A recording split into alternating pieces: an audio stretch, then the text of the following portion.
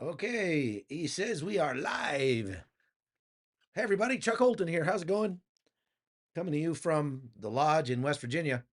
Nice to be back in the good old US of A for once this year. I haven't been here all that much. And there's my beautiful bride bringing me some tea for my throat. We're going to be talking about the strike that they made on Yemen in the last few hours, actually, just early this morning. The IDF completed a very complex set of airstrikes, multiple aircraft, multiple targets. We're going to break down all of that and talk about why now and why it's important and how it will continue to affect this war. I have talked about Yemen recently and said that if they keep up all these shenanigans, shooting rockets and missiles at Israel, Israel is going to go make Yemen look like Gaza. But fortunately for the Yemenis, that would be an improvement for them over what they have already.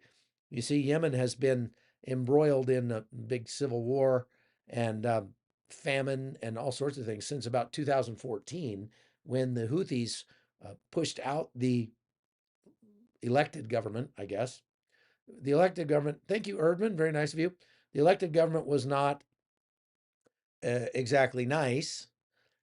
They were fairly extremist in and of themselves, but the Houthis just took bad and did it better. And so that has led to more than 300,000 people dead in Yemen. And it's led to something like, I mean, hundreds of thousands of people, millions of people are starving in Yemen and have been for a long time. There is almost nobody in Yemen over the age of 60 because they just don't live that long. I mean, the life expectancy is very low there. It's essentially, caveman third world society. We're going to look at some pictures of Yemen here in a minute to kind of show you what I'm talking about.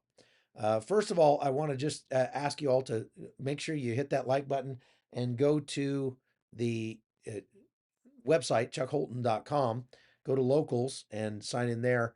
I got demonetized on the 2 minute update I did this morning from Israel just because it had some videos in it, nothing gory or graphic. But uh, anytime you put any images in there, the algorithm just doesn't like that. So I said, you know what? Heck with it. I deleted it from YouTube and uploaded it over on locals. So you can see it by going to chuckholton.com. I uploaded a clean version that's just my face blabbing on TV uh, onto YouTube. But if you want to see what I'm talking about, you can go watch it on locals. And that may be how I have to do it from now on. I've been putting also, uh, we just put a video up of Daniel Hagari, the the spokesperson for the IDF, speaking about the strike in Yemen earlier today and explaining what it was all about. And and we put a bunch of great B-roll on that as well, so you can kind of see what we're talking about. I wish I could find a better way to do this where I could show you what we're seeing, but I would be working for free because YouTube won't pay if you put those images in there. Also, we are mailing out 10 copies of the coffee table book. This is all the greatest pictures I took this year on the hot zone. So you can get a copy of this by going to chuckholton.com, and you can just download it if you're a supporter for free. Or if you want a hard copy, you can order a copy there. But we're giving away 5 copies of that and 5 copies of my book, Death of Civilization. Those will get mailed out today to 10 lucky winners who are supporters over on chuckholton.com. We've got more coming as well. And just while I'm on that topic, I have some of my books here. Not, I've got 11 books in print, but some of the most popular ones I actually have here at the house, and I can sell signed copies of these while I'm here for the next week or so. Obviously, it probably won't get to you by Christmas, but if you want a copy of Making Men, my book, which is a curriculum on manhood for guys to teach their sons or women to teach their daughters how to choose a good one. Prowess, which came out of Making Men. This is called The Man You Were Meant to Be. It's another book on manhood for young men. And my first book on manhood is about how I came to into manhood through my time in the military, called A More Elite Soldier.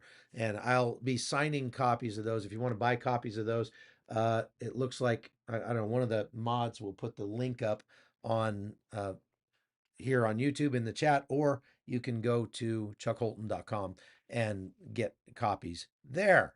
So, with that out of the way, let's talk about more about what happened in Yemen. So, I've been saying for a few days here that Israel was probably about to attack Yemen. They've been making preparations. Everybody could see they were making preparations, and they knew something was coming. And Yemen was really one of the only targets left, because they pretty much wiped out Hezbollah in the north, and they're doing a good job with that, with Hamas in the south. Iran is still licking its wounds from the last time they struck. And so uh, Matt Dog says, where can we support you financially so you get 100% of our contribution? Just go to the link tree and give through like Venmo or uh, Cash App. Those are the ones that typically have the lowest fees. And if you, yeah, okay. So there's the links right there that Connie just put up in the chat. All right, that'll answer that question.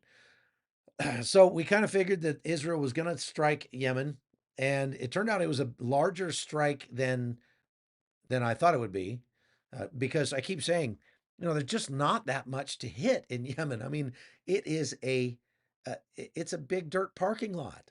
It's a bunch of camel jockeys, towel-headed whack jobs running around throwing rocks at each other. And I'm not trying to be racist or anything like that. I'm just saying that's what it is. It's a bunch of camels and people that herd the camels, and they are not well educated. They're certainly not very bright, and but they've been given some very expensive toys by the Iranians to shoot at, and they shoot at pretty much anybody. They've not only shot them at Israel, they shot them at Saudi Arabia. They shoot them at every ship that goes by in the sea, no matter what they're carrying or who they're allied with.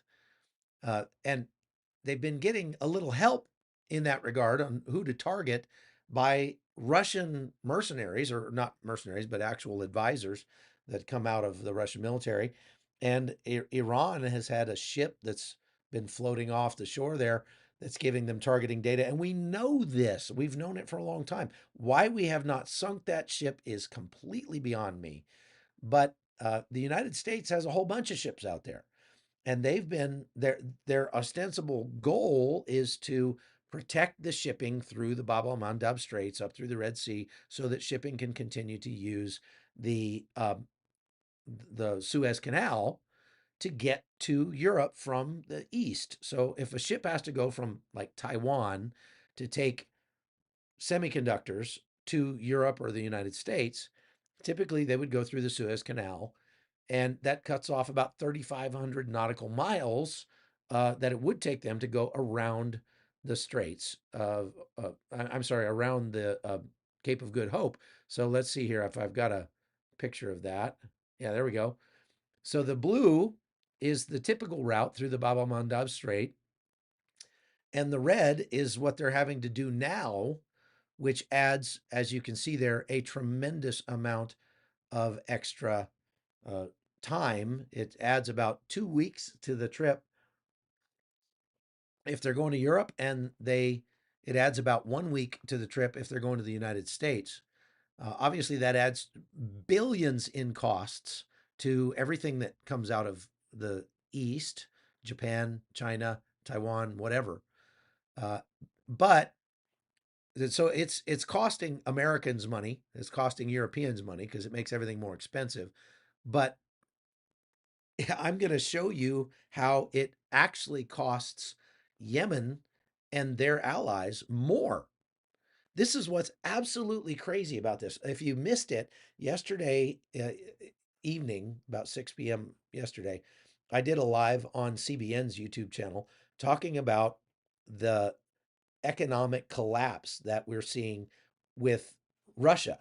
The ruble has dropped to just unbelievable lows. Actually, I still have a graph up here. No, I don't. I thought I did. I must have got rid of it. Um, whoop, wrong camera. Uh, I had a graph up. Let's see if I have one of the oil prices still there. No, I don't have it.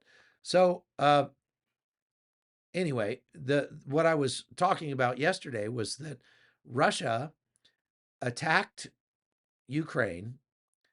You know, they were the aggressor. Ukraine didn't attack Russia. And I made the point yesterday that it's actually cost Russia more than it's cost Ukraine.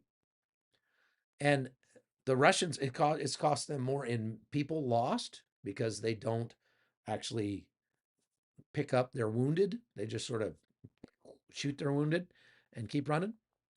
They've lost about 300,000 dead, wounded, and captured so far in this war, and the Ukrainians have lost about 60,000. So it's been very unbalanced there.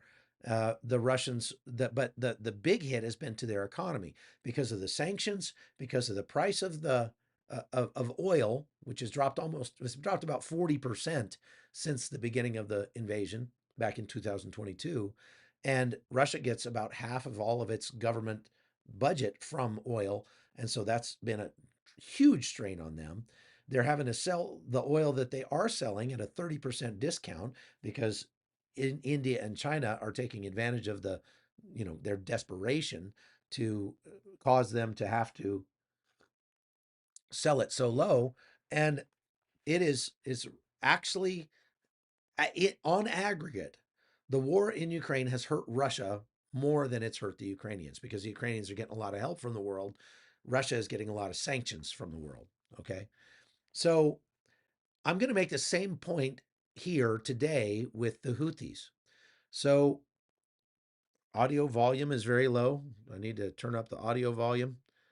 I will go take a look at it and see if I can make that better. How about that? There we go. I just turned the audio volume up some for you. All right. So the attack that took place this morning by the Israelis. Let's go through what happened first of all, and I'm going to go to a map to show you this. Okay, so I'm going to go take a look at the map. Where's my map? And there it is. Okay, here we are looking at Yemen. I'll zoom out a little bit so you can see here. From Israel to Yemen is about 1,700 kilometers. That's good 1,000 miles down the Red Sea. And the hearts you see here in Yemen are places where I saved the sites that Israel struck this morning. So it's, I want to make sure that you're looking at the same thing I am. Okay. So there were 4 places that Israel struck in 2 waves with about 14 fighter aircraft. So highly complex operation. One is As Salif. Okay. And you can see, I mean, there's a lot here. I mean, this place is just absolutely urban I mean, look at that. Yeah. So they hit Asalif. This is just beautiful garden spot of the world here. I told you Yemen looks like a big dirt parking lot. And there you go. Okay, so that's one place that they struck. The next place they struck was Ras Isa. And here's what it looks like. Another big dirt parking lot with some ships in it. And why did they hit there? Because this is one place where they've been offloading cargo since the last time that Israel struck the port at Hodeidah. So they sort of put their port out of commission. So now they've been bringing ships into this sort of makeshift port in Asalif and have been offloading them there. So they struck that port and made these guys very unhappy. They're now out of a job. Poor guys. Um, it's also, I want to point out also the ship, if you recall, over a year ago, just over a year ago, it's a couple days ago was the 1 year anniversary. Uh, Yemen uh, attacked a cargo ship it was the first ship that they took over, and they landed on the ship. They took it over and they took it into port of Hodeida, and they've been holding it there ever since. Now, the crewmen, there's 25 crew, they've been holding hostage now for a year. And those guys didn't do anything. They have nothing to do with Israel. They're not Israeli. They probably don't even like Israel. And yet they've been held hostage now for more than a year in this great resort town of Al Hudaida. You can see here just as an absolute garden spot there. One of the resorts right there on the seaside. This is a place you'd want to go on spring break for sure. Real high quality, high class place. And yeah, so Hodeida got struck again last night. Now, we've got some very good footage of the strike, but unfortunately, I can't show it to you, or this video will get demonetized. And so we're not going to show that to you. We did put it up over at chuckholton.com. You can go over and watch it there. You want to see some spectacular explosions, go look there. What they were striking at in Hodeida is they sunk every tugboat that they had at the port, so they can't even move any ships in and out of the port now. And they struck the oil storage facilities once again because they hadn't taken all of them out the last time.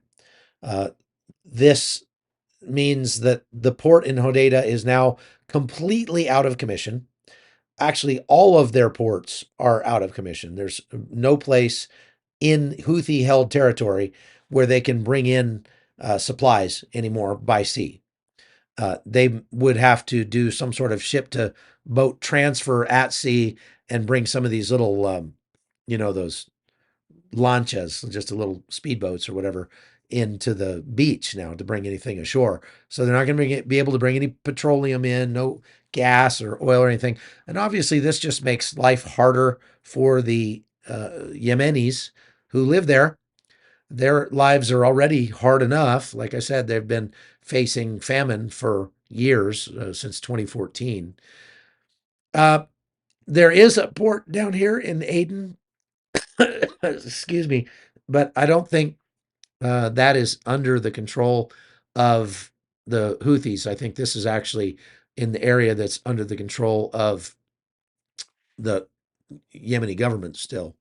And so, the Houthis don't control all of Yemen, just the most important parts, which is right why they struck in Sana'a for the first time ever. The Israelis last night hit the capital city of Sana'a. They took out some command and control centers, some air defense, and some storage facilities that held weapons. Now, you can see Sana'a is also a real garden spot, just a wonderful place to take your family on vacation if you want to make a road trip.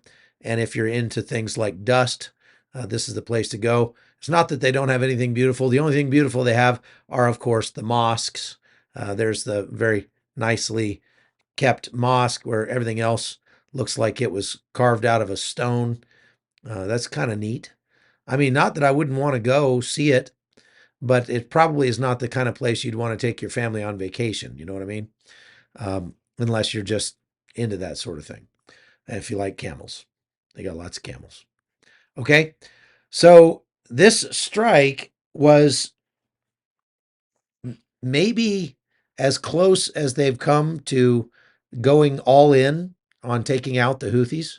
They're not going to be able to take out the Houthis with just missiles, however, because the Houthis are large. They have a tremendous number of people, tens of thousands, most likely, who follow them. Now, I wanted to just point out how close Saudi Arabia is. You see, Saudi Arabia is right here, and the Houthis have been fighting the Saudis for years. They started back again in 2014, and they've been firing missiles and rockets at Saudi Arabia for some time. So there's no love lost there. The Saudis and the Yemenis both share the same strain of Islam, but that doesn't make them friendly. They're not friendly. Now, let's talk about the impact that this has had on everybody. First of all, the amount of shipping that's gone through or that's had to reroute around the Cape of Good Hope is over $1 trillion. And like I said, that just raises the costs. Um, Probably it's cost the world about $200 billion, I think is the number that I saw, in additional shipping costs. Of course, the ships now have to have more insurance. The you know it's just a longer, more arduous journey, more fuel, et cetera, to get anything anywhere. And one of the things that I found interesting reading this book that I told you about yesterday, it's called The Death of Civilization. I'm sorry, that's my book. It's called The End of the World is Just the Beginning by Peter Zeihan. I don't agree with him on everything, but the guy knows a lot about geopolitics, especially when it comes to logistics. That's kind of his thing. And he's calling for basically a complete breakdown in the world order as it pertains to logistics and the way that we transport products today. And he's calling for it by 2027. And that means that if you like your iPhone, you better upgrade before 2027 because it may be 10 years before you can upgrade again. Because he's saying that the way that we ship things back and forth is likely to just fall apart. This is something that I started talking about in 2007 with some friends of mine. We were sort of spitballing and talking about the future and wondering what the future might look like. And one of the things that we were saying is that if you just extrapolate the way things are going in the world from a cultural standpoint, from an economical standpoint, from a debt standpoint, from a terrorism standpoint, just looking at all the different trends in the world, and you just sort of just extrapolate them all out at the direction they're going and see where things start to intersect in the future. What we came up with was that the culture will start to change and it will start to become sort of not just passe, but even uh, ridiculous to travel much or to buy things that are coming from far away. Right now, if you buy a pair of shoes, they probably were manufactured in 5 different countries and all but circled the globe before they got to you. The soles might have been made in Canada and the uppers might have been made in Indonesia and the shoelaces might have been made in China and the insoles might have been made in Taiwan. I mean, it's just there's so much that goes into that, and it's so easy to ship things the way that we ship them now with containerized shipping that it only adds like maybe 3 cents to the price of a pair of shoes for all of that shipping because they can ship them in such bulk. But Peter Zeihan says that's probably going away. And part of the reason that it's going to go away is because of what we see here in Yemen. Because more and more bad actors, as the United States pulls back from the world's sea lanes, because it's really been the U.S. that for the last 50 years has guaranteed safety on the high seas. And without guaranteed safety on the high seas, those giant cargo ships are just gigantic targets for every pirate and uh, terrorist that has a rowboat or a speedboat out there. And the only thing that's kept those guys from victimizing these cargo ships in most places around the world for the last 50 years has been the strength of the U.S. military, which has guaranteed that safety. And that is declining. The United States Navy has dropped in half in the number of ships we've got that can actually sail. The United States Navy sailors basically fail their sea trials when they go to, they're supposed to qualify to be able to run their ships, and they've failed for 6-7 years running. A lot of U.S. ships now have been turned into rust buckets. You can see them if you go to Virginia Beach, where my daughter lives, and go to the port there. You can see ships with rust streaking down the sides. And those are American naval ships, and you go, what is wrong with that? Well, it's the problem is the administration we have in power, and starting back during the Obama administration, has put a much larger emphasis on being environmentally friendly rather than being potent and powerful on the sea. And because of that, for one example, we switched to using a different kind of paint that was more environmentally friendly. Well, the only problem is it doesn't work very well, and so our ships are rusting out. That's a big problem.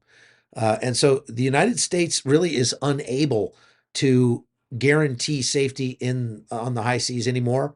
I mean, just look at Yemen as a perfect example. We've had a couple of battle groups that were right off the coast of Yemen trying to safeguard ships going through the Bab el-Mandab Straits, and we've been unable to effectively safeguard those ships. So there've been a ton of ships that have been struck with drones, sea drones, and missiles, and even had ships taken over. We've had several ships sunk out there because the United States is unable to protect them with the great force of our military might. We still have the greatest Navy on planet Earth. It's just not near as great as it once was, and it's not great enough to guarantee safety of the shipping around the world. And so Peter Zeihan says that when you look at Yemen, you're going to see a glimpse of the future. A bunch of stone-throwing cavemen able to thwart global shipping in their region, which is one of the most important shipping regions on planet Earth. And so here's the craziest thing about that. I mean, in the future, that is going to cost all of us in terms of being able to just access, being able to get products from overseas and, get cheaply stuff that we want that is made in Japan, Taiwan, China, places like that, Indonesia, etc. That's most of our clothing. That's most of our electronics, and a lot of other things that we need and take for granted on a daily basis. So Zeihan says that that kind of thing is going to have to, that kind of manufacturing is going to have to move back locally and be done locally, and it's just going to have a lot. It's going to be a lot more expensive to get things brought from afar, and that is going to profoundly affect our lives over the next decade. What I'm going to point out here is that all of these shenanigans that the Houthis have been engaging in off the coast there have actually cost them and their allies more so far than it's cost us. So what does it cost us? Well, we are seeing an increase in cost of goods that are shipped in from overseas. So if I want a new lens for my Sony camera, it's going to cost me maybe $25 to $50 more than it would have before the war started. But that largely has been offset by the decline in the price of oil. And so we're not feeling it quite as much right now. If the price of oil goes back up, we would feel it a lot more. But it is actually having an effect on us. We just don't notice it so much because of the other factors involved there, right? However, Saudi Arabia is not only feeling it in the price of oil because that's their major export, but it's hard for them to get product into their country because of the shipping being cut off through the Bab el-Mandab Straits. If we look at that map again, and you see here, now Saudi Arabia can bring it in the other direction if they need to. And so it hasn't affected them all that much. But look at Jordan. Jordan is all but cut off now from global shipping because their port in Aqaba is deader than a hammer. We were down there on our tour in October and went to Aqaba, spent the night here in Aqaba. Beautiful city. It's very nice down here along the waterfront. There's a lot of, nice shopping and everything, and the people are friendly and everything. Although don't get them talking about what they call, Palestine over there in Israel, because they still are Palestinian and they support they support the Palestinians in this war. Anyway, then we cross the border into Eilat, and Eilat has a lot of tourism, and it's a beautiful city. I spent the night there on my birthday this year. It is gorgeous there, a lot of tourism still. But the port in Eilat, I wonder if we've got a picture of the port facilities. The port in Eilat is completely shut down, basically.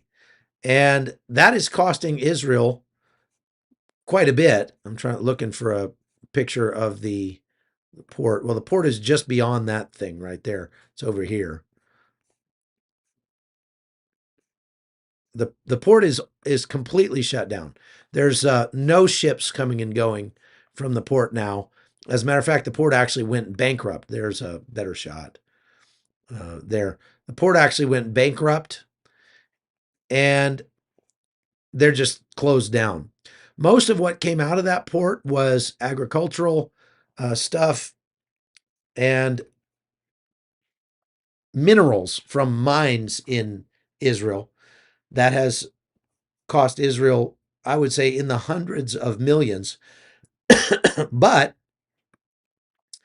now let's look at what it's cost Yemen themselves.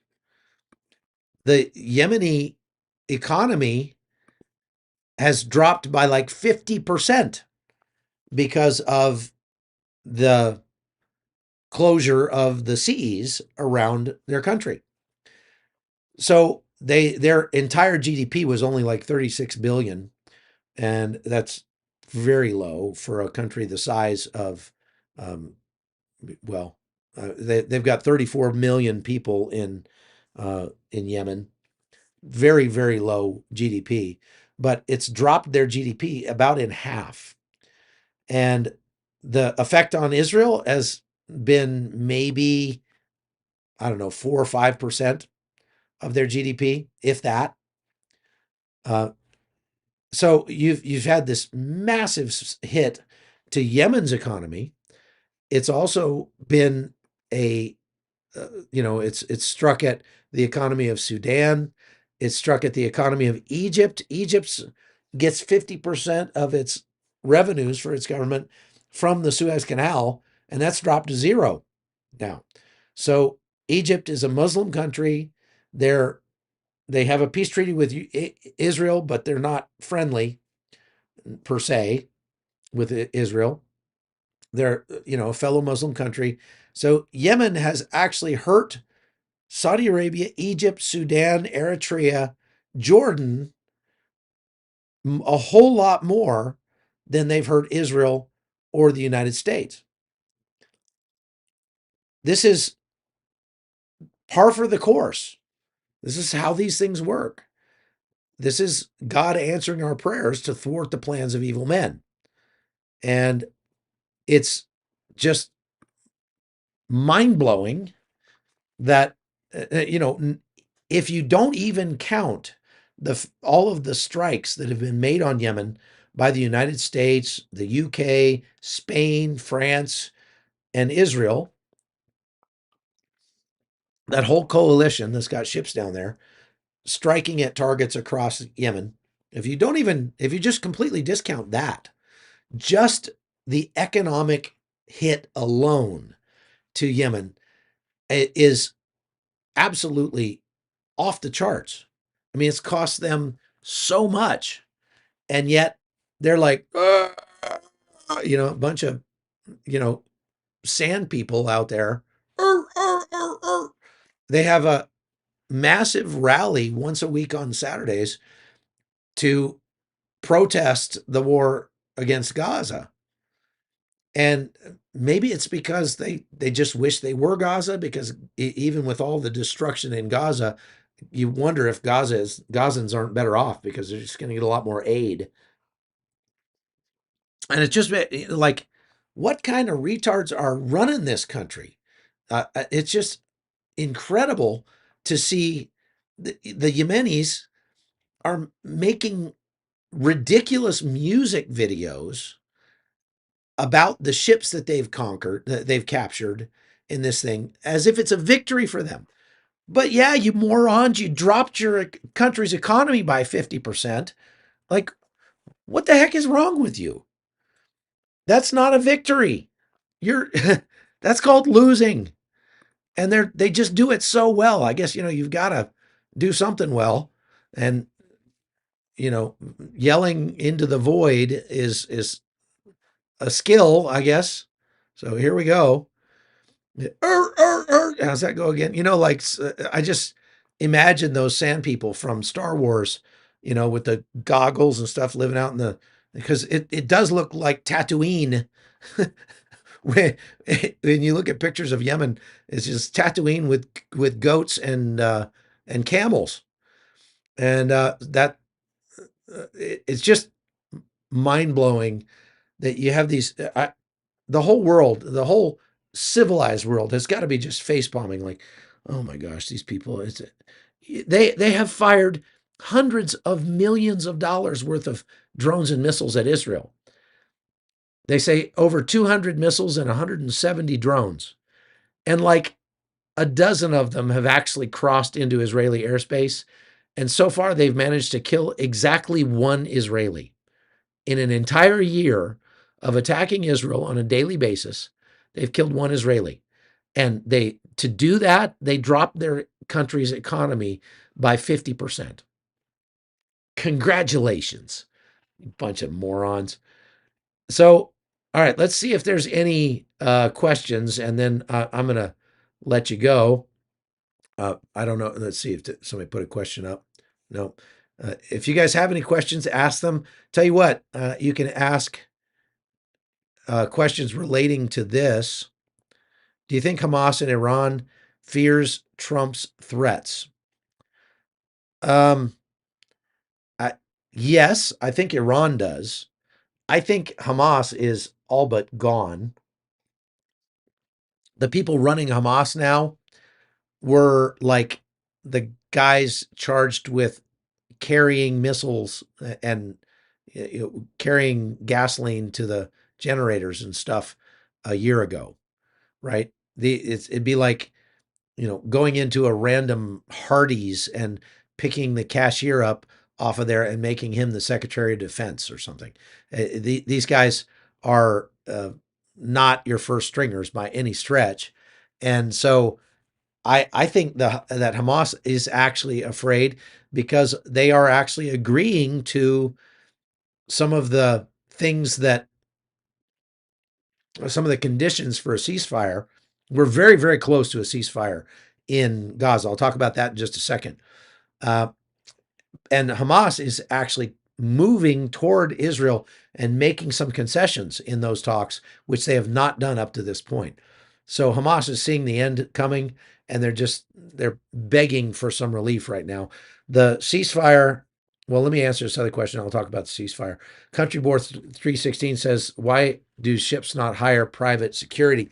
Well, they have been, but a private security isn't going to help a lot against a missile or a drone. Those private security guys helped quite a bit in the Gulf of Aden against Somali pirates. If we go back over to the map here, I went to Somalia and went out. Well, actually, we did not go. We went to Somalia on that trip. Now, Somalia is down here, okay? And there was a big problem with piracy out here in the Gulf of Aden, I'm going to make sure that I switch that. Yeah. The Gulf of Aden right here. And they put together a task force, the U.S. military did, called Task Force 151, that was going out and patrolling in the Gulf of Aden for the pirates, because the pirates just would get in these long wooden boats. We would call them pangas in or lanchas in Panama. These big wooden boats with a couple of outboard motors on them, and they would run up on a big cargo ship and throw ladders or ropes up over the side and climb up and take over the ship, take them hostage, and then they would take them to a let's see, where is that place? I think it's right here. This bay right here was where they would take them, and it was like their little pirate cove, and they would just put those ships there and hold them for ransom. And so we went to Somalia, went into Bosaso. This is what they call Somaliland up here now, which is about to become a separate country. They're trying to make it a separate country. And then in order to join Task Force 151, they're not based out of Somalia for obvious reasons. So we had to go over here to Jaboody, where the United States has a base. And the air base in Jaboody, we took a helicopter from there. Here's the airstrip right here. And Jaboody International Airport. You can see what a garden spot that is. That looks real nice too, doesn't it? So we went from there out to a ship. It was the USS Halsey that we got on in the Gulf of Aden. And we patrolled around. So what they started doing, with having problems with these pirates out here, was hiring private security to get on the ship. At that point, I believe they were getting on the ship in the UAE or someplace, and then riding it through and getting off in Sana'a. This is before it was quite so bad in Yemen. They weren't having the piracy problem from Yemen. It was coming from Somalia. And those private security guys, when they saw a wooden, boat coming toward their ship, they would just take a 50 caliber rifle and just go pow and just shoot a hole right below the water line and just sink the thing out there in the ocean. And the Somalis, there are a lot of things, but one of the things they're not is good swimmers. They don't have any body fat, so they sink like a rock. And so that turned out to be a pretty good deterrent to those guys, and the piracy problem started to go away. But why can't shipping normally have armed security on there? Well, because they have to make port calls all around the world, and every country has different rules concerning gun ownership or people carrying a gun. And so if you're on a ship that makes a port call in, I don't know, Nigeria or someplace, and you've got weapons on the ship, you're in big trouble, because they come on, they inspect, excuse me, they find the weapons, and everybody gets arrested and they take the ship. I do some security consulting on the side for ultra high net worth individuals looking to go to non-permissive environments. And one of the big problems we have is when they are taking their yacht, or they rent a yacht and they want to go to like the Philippines, we have to get armed security that is legal to carry a gun in the Philippines. We can't take an American guy and get him a gun to carry along on this boat, even if it's an American boat, American crew, whatever, because if they're going to dock anywhere in the Philippines, they have to be legally armed in the Philippines, and an American can't be legally armed in the Philippines. You have to have a Filipino. So if they're going to make port calls at various different places around the world, we've got to not just find legally armed people to be security on the boat in each of those countries' waters, because it's not just in the if they make a port call, but it's going through the waters of that country. But we've got to figure out a way to get the guy who's legally armed, let's say over here in the Philippines, if they're going to go from the Philippines and then they're going to stop in, I don't know, Brunei or someplace like that, well, then we got to get the Filipino guy off the boat and get the Brunei armed guy on the boat at the same place, like right at the edge of the, territorial waters or something, so that we don't get him in trouble. So it's a real logistical nightmare. And that's why most ships don't have, that's the best answer I can give you anyway, as to why most ships don't have armed security on the ship. Now, when we got back from visiting Task Force 151 into Djibouti, I'll just say this. We did have the great honor of meeting the guy who kind of is in charge of Djibouti. He's not a king, but he's a sheikh. We call him Sheikh Jaboody. And there's your dad joke for the day. We got to visit with Sheikh Jaboody, and that I'll stop there with my dad jokes. But I can't resist that. I mean, you got to go there. You got to go see Sheikh Jaboody if you go to Djibouti. And yeah, that's best we can do. If you're complaining about the ads, I'm sorry about that, but I don't have any control over the ads. The ads are whatever YouTube chooses. And so sorry about that. The only thing I can tell you is if you pay for YouTube, if you watch YouTube a lot, definitely worth paying for YouTube. It'll save you a lot of money on and time on watching the ads. Okay. So, well, yeah, that would get pretty expensive, Andy, because at least in the that's a good idea. Andy says they could have one qualified person from each country take control of the weapons. All of them would stay on the ship through the entire trip. That would get costly for these large vessels because, well, first of all, I don't know if that would fly if you've got more than one weapon and that there's one guy that's legal to carry a weapon in Filipino waters, but you've got 15 weapons on the ship. I don't think they would go for that. I think that could cause problems. But for my purposes, when I'm consulting with these wealthy individuals that, they have a big motor yacht, well, they can't have like 5 security guys on the yacht. They don't have that many berths. As a matter of fact, when I have done work for some of the wealthiest people on the planet whom you would know, I mean, they're household names, I just won't name them here.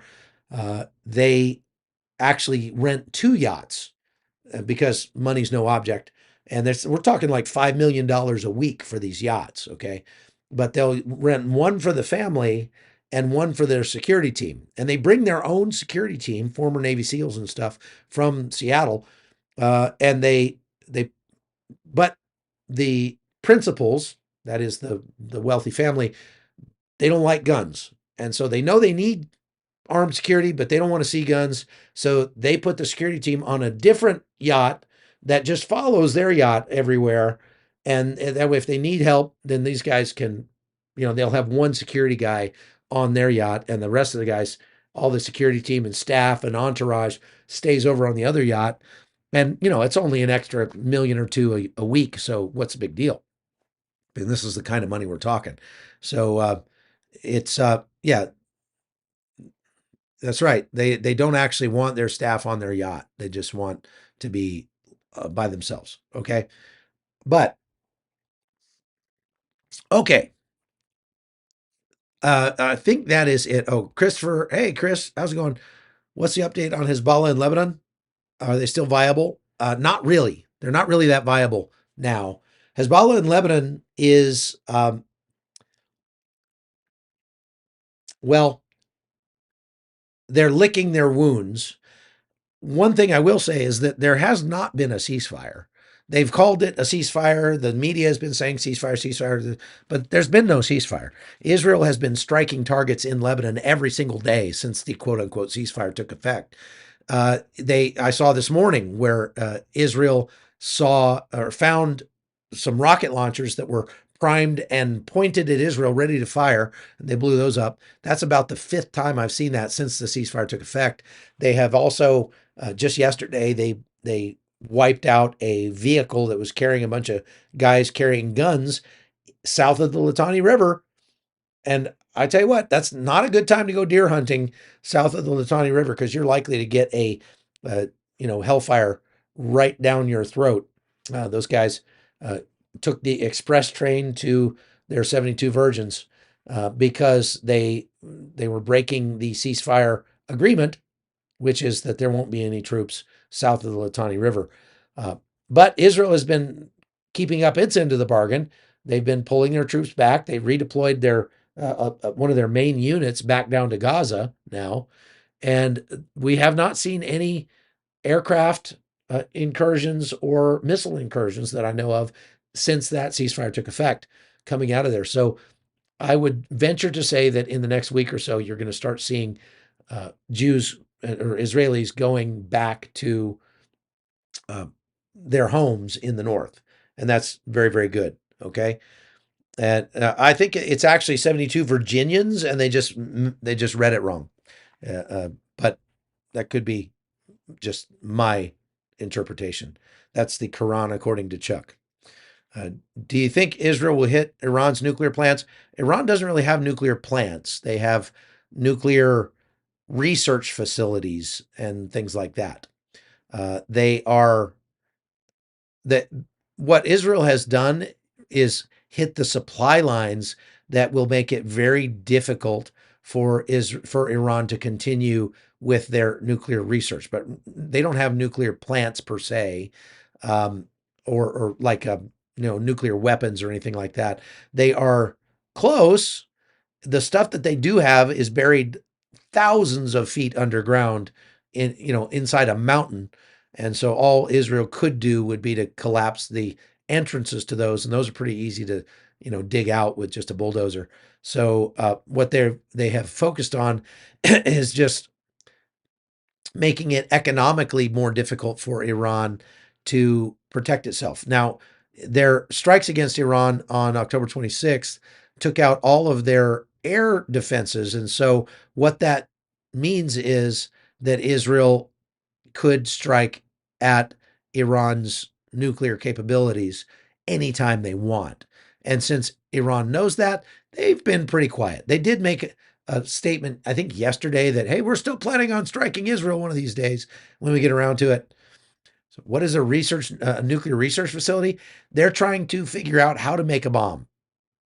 It's not all that straightforward. There's not a YouTube tutorial on how to make a nuclear bomb. And they are trying to process the plutonium they need and, get the nuclear fissionable material that they need to make a bomb. And so their research facilities, their production facilities, et cetera, those are the things that take a lot of power. And so what Israel has done is make it much more difficult for them to generate the power they need to do that, and et cetera, et cetera. The next strike, I believe, if Israel has to strike Iran again, is going to be on their oil facilities or their electrical generation capability. That would put a stop to it pretty quick. So let's see here. Just one more time, if you want to get signed copies, I'm here at home where I can finally sign the copies of my books. So I have these 3 books available. A More Elite Soldier, which is my story about going to combat for the first time in the in the Rangers, going to combat. And then Making Men is my book about how to raise your sons to be men, what a man looks like. And Prowess is an answer to all the questions I got from people. Whoop, that's not Prowess. This is Prowess. I answered all the questions I got from people after writing this book and speaking on the topic of manhood around the country. So why have you not mentioned the New Jersey drones? Because we're not talking about New Jersey. We're talking about Israel and Yemen. I also we're giving away. We're already made the drawing, but people that are subscribers I'm sorry, supporters, paying supporters over at chuckholton.com. We're in the running to win some copies of my new book, Death of Civilization. And this is available for purchase on Amazon if you want to go get it. I don't have any more signed copies here at the house. I'm going to have to order some more. Definitely won't be here in time for Christmas, but we're going to get these out in the mail today, and hopefully our winners will have them in time for Christmas as well. So please go to chuckholton.com if you want to follow and see the videos of all the stuff we've been talking about today, because I can't show you the videos on YouTube or they'll demonetize me. But there's some pretty spectacular explosion videos and some videos that Israel has put out of the strikes that they made on Yemen last night. Interesting that they struck all of their tugboats in the port of Hodeidah, so they can't even tow any ships anywhere anymore. They're just their port in Hodeidah is like shut down. It's done, and that's going to make life pretty difficult, especially in terms of getting fuel to the people in as a matter of fact, I wonder if they did that because now the drones that we have flying over Yemen, all they have to do is look for vehicles that still have gas, and we can just pretty much assume those are vehicles that belong to the Houthi militants and blow those up, because your average person who needs gasoline in Yemen is not going to be able to get it now because they can't get any more into the country. Uh, Papa Joe asked if I'm going to be home for Christmas. Yes, I am home. This is my home in West Virginia. My other home in Panama, uh, we're not going to be there this year, but we're going to be. We always try to have Christmas here in the States at our lodge in West Virginia because we get all the family to come in for it. We're not going to have all the kids together, but I will get to see all my grandkids at some point while we are here, and I'm very grateful for that. So that's all I've got for today. Thank you much for watching. And like I said, please make sure you like and subscribe to this podcast if you want to get notified when we're going to go live so that you can interact with us here. We thank you very much for all of you. And we'll see you again next time on the Hot Zone. Take care. End.